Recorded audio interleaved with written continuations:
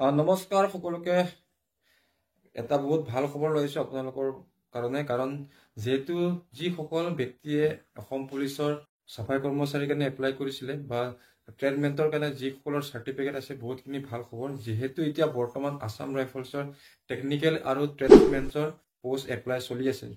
যদি আপোনালোকে এপ্লাই কৰা নাই এপ্লাই কৰি ল'ব বিশেষকৈ ভাল হ'ব আপোনালোকৰ চাফাই কৰ্মচাৰী যিসকলে পুলিচৰ কাৰণে চাৰ্টিফিকেট ওলাইছিলে এক্সপিৰিয়েঞ্চ চাৰ্টিফিকেটখন সেইসকলৰ কাৰণে বেছি ভাল হ'ব গতিকে এজ কিমান লাগিব ডকুমেণ্টছ কি লাগিব আপোনাৰ হাইট কিমান লাগিব চেষ্ট কিমান লাগিব সিলেকশ্যন প্ৰচেছিং কেনেকুৱা মই এই ভিডিঅ'ত সকলোবোৰ জনাই দিম আপোনালোকক গতিকে ভিডিঅ'টো প্ৰথমৰ পৰা শেষলৈকে চাই থাকিব ইয়াতে পোষ্টৰ কথা যদি ক'ব যাওঁ চাই লওক আপোনালোকে যেহেতু দেখিছে Assam rifle recruitment 2025 notification out হৈ গ'ল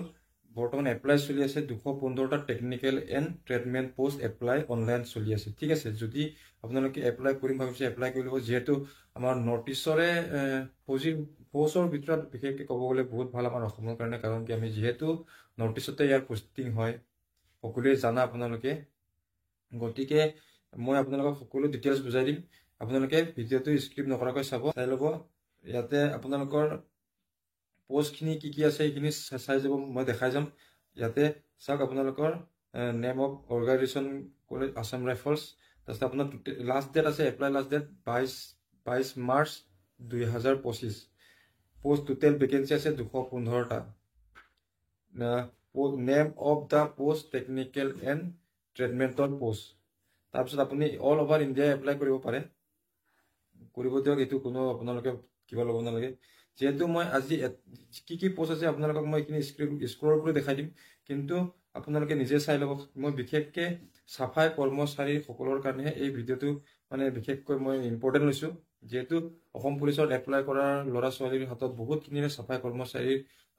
চাৰ্টিফিকেটটো আছে গতিকে মই চাফাই কৰ্মচাৰীৰ কথাটোহে মই বিশেষকৈ গুৰুত্ব ইয়াত দিছোঁ বাকী আপোনালোকে কি পোষ্ট আছে নিজে চাই ল'ব পাৰে ইয়াতে কিছুমান বহুতখিনি পোষ্ট আছে টেকনিকেল আৰু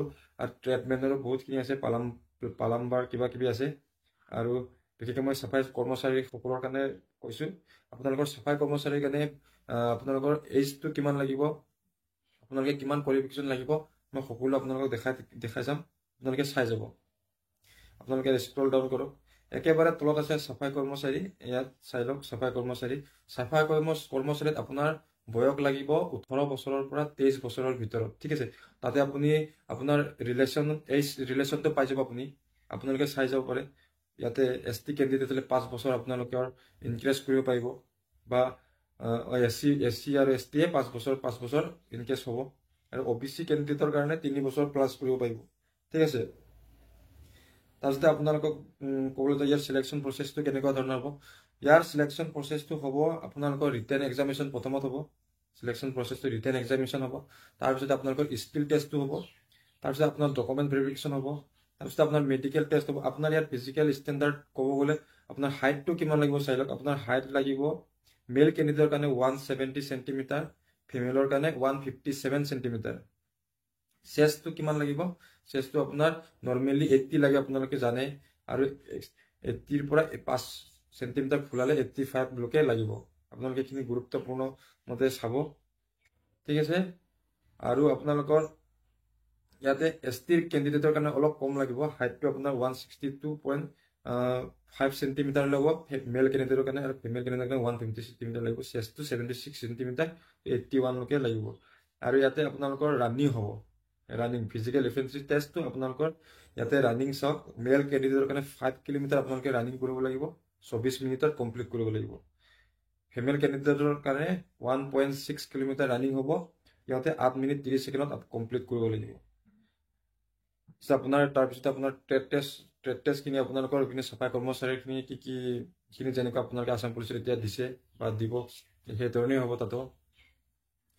আৰু আপোনালোকে যদি এইটো চাকৰিটো এপ্লাই কৰিম বুলি ভাবিছে এপ্লাই কৰি ল'ব কাৰণ কিয় ভাল জব হয় আসাম ৰাইফলত বহুত ভাল ফৌজৰ ভিতৰত ক'ব গ'লে নৰ্থ ইষ্টতে পষ্টিং হয় আমাৰ অসমৰ কাৰণে বিশেষকৈ ভাল আৰু আপোনালোকে এপ্লাই কৰা লিংকটো মই ডিছক্ৰিপশ্যনত দি দিম আপোনালোকে এপ্লাই কৰি ল'ব কোনে কৰে ঠিক আছে ভিডিঅ'টো ইমানে বেছি দীঘল নকৰোঁ সকলোকে বাই বাই মোক কৈছোঁ আপোনালোকে এপ্লাই যদি কৰে নাই এপ্লাই কৰি ল'ব